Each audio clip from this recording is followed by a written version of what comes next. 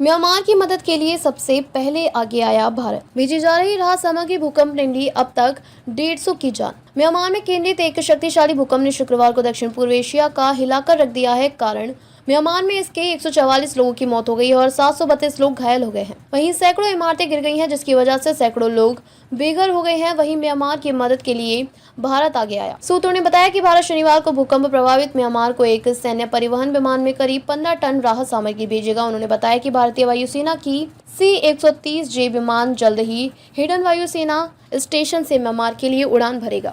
सूत्रों ने बताया कि भेजी जा रही राहत सामग्री में टेंट, स्लीपिंग बैग, कंबल, खाने के लिए तैयार भोजन, water purifiers, solar lamp, generator set और आवश्यक दवाएं शामिल हैं। 7.2 तीव्रता के भूकंप के झटकों ने म्यांमार और पड़ोसी थाईलैंड में क्षति और दहशत पैदा कर दी है। शुक्रवार को म्यांमार और पड़ोसी थाईलैंड में शक्तिशाली भूकंप आया, जिसमें इमारतें, पुल और एक मठ नष्ट हो गए हैं।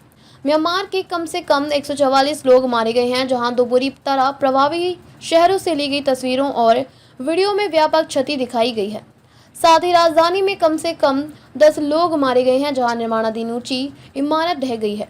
मांडले के एक निवासी ने कहा कि पूरे शहर में तबाही हुई है। एक अन्य ने कहा कि सड़क क्षतिग्रस्त हो गई है, फोन लाइनें बाधित हो गई हैं और बिजली नहीं है। म्यांमार नाउ से तस्वीरें पोस्ट की हैं, जिसमें एक घंटा घर ढह गया और मांडले पैलेस की दीवार का एक हिस्सा खंडहर में तब्दील हो गया है। एक प्रत्यक्षदर्शी ने बताया कि एक चाय की दुकान ढह गई है और कई लोग अंदर फंस गए हैं। हम अंदर नहीं जा सके, स्थिति बहुत खराब है। तांगू में एक व्यक्ति ने कहा, हम मस्जिद में नमाज पढ़ रहे थे जब भूकंप के झटके शुरू हुए।